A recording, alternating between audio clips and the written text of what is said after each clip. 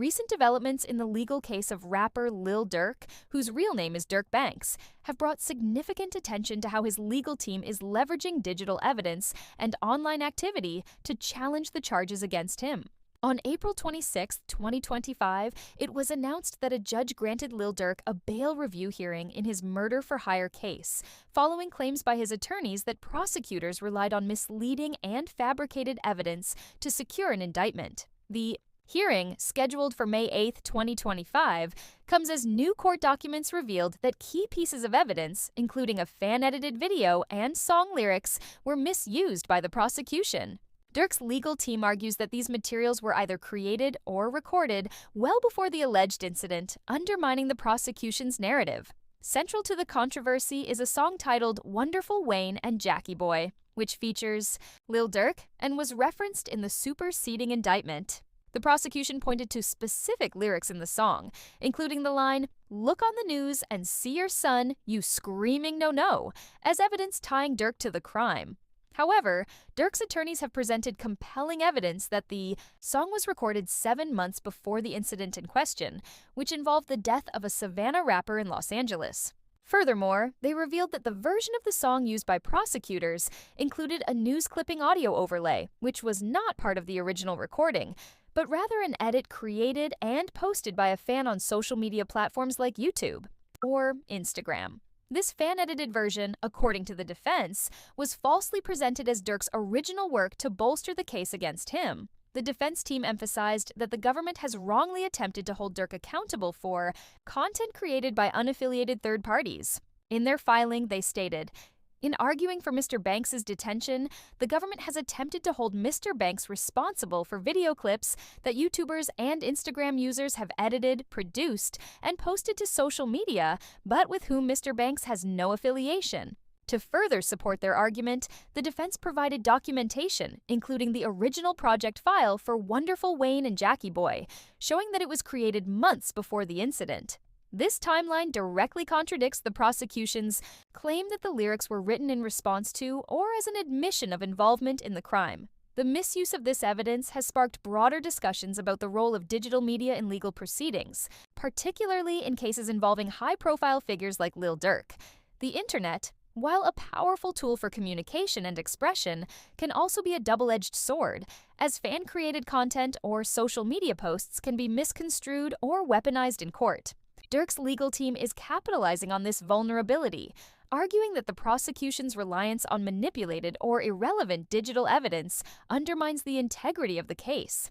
Adding to the complexity of the situation, Durk's attorneys have also pointed to online commentary that may have influenced the investigation. For instance, they referenced a live stream by DJ Academics, a prominent music commentator, who suggested that Durk's lyrics and public persona provided law enforcement with a roadmap of alleged crimes. Academics outlined a timeline, noting events like the death of Durk's brother in 2021, retaliatory incidents in 2022, and the release of Durk's album Almost Healed in 2023, framing it as a poetic narrative of loss and redemption. While Academics' comments were speculative, they gained traction online and may have contributed to the narrative that Durk was involved in criminal activity. The defense argues that such commentary, while influential in shaping public perception, lacks legal weight and should not be used to prejudice the case. Beyond the courtroom, the case has taken on a personal dimension, with Durk's personal relationships coming under scrutiny. Fans and observers have noted that Durk's wife, India Royale, was allegedly seen at a party engaging in behavior that sparked controversy. A video purportedly showing India with her hand on another man's leg surfaced online, reportedly shared by one of her friends. This incident triggered a heated debate on social media, with some fans claiming that Durk's close associates and friends have distanced themselves or betrayed him since his arrest. The timing of these personal developments has fueled speculation that they are being used to portray Durk as isolated or unsupported, potentially influencing public and judicial perceptions of his character. In a surprising twist, it was reported that Kanye West, a longtime collaborator and friend, reached out to Durk while he was in federal custody. During their conversation, Kanye reminisced about their shared experiences, including a memorable trip to Saudi Arabia, and offered words of encouragement. Durk, in response, spoke about maintaining focus and sharing stories with other inmates, highlighting his resilience despite the challenges of incarceration. This call, while a private moment, underscores the support Durk continues to receive from some high-profile peers, contrasting with the alleged disloyalty of others in his circle. However, the legal challenges facing Durk are compounded by new developments within his inner circle. Federal authorities recently arrested several individuals associated with Durk, including Big U, Brick Baby, and Loose Cannon, in a takedown targeting the Rollin 60s gang. Among those arrested, Brick Baby has emerged as a potential concern for Durk's defense. Sources and legal analysts speculate that Brick Baby, facing serious charges, may be pressured to cooperate with authorities and provide incriminating information about Durk. This fear stems from Brick Baby's prior statements, including a live stream where he suggested that Durk sought revenge for the death of King Von by targeting Quando Rondo's associate, Lil Pab. In the same live stream, Brick Baby appeared to backtrack, acknowledging the sensitivity of discussing such matters given the federal investigation.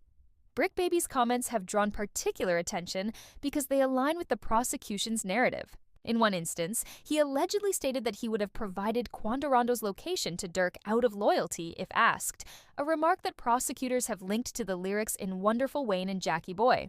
The defense, however, argues that these statements are speculative and lack corroborating evidence, emphasizing that Brick Baby's own legal troubles may incentivize him to exaggerate or fabricate claims to secure a deal with prosecutors. The prosecution's case also relies on an extensive collection of digital evidence, including over 230 gigabytes of audio recordings, surveillance footage, and 20,000 pages of reports. Among the key figures in this evidence is an individual named Jam, identified as a member of Durk's OTF, Only the Family, collective. According to court documents, Jam provided critical information to authorities, allegedly after wearing a wire during interactions with Durk. In one recorded incident, Durk reportedly noticed Jam adjusting his jacket and whispering, raising suspicions that he was cooperating with law enforcement. This betrayal has deeply affected Durk, who has since expressed a heightened sense of caution, stating that he no longer allows even his closest friends to know his whereabouts or personal details. Durk's wariness is rooted in past experiences, including his relationship with Jam, whom he once gifted $50,000. The revelation that Jam may have turned informant has reinforced Durk's distrust, leading him to adopt a more guarded approach to his relationships. In a poignant reflection, Durk noted, "Nobody is ever allowed to my house. It'd be my best friend. Never been to my house for real. I promise."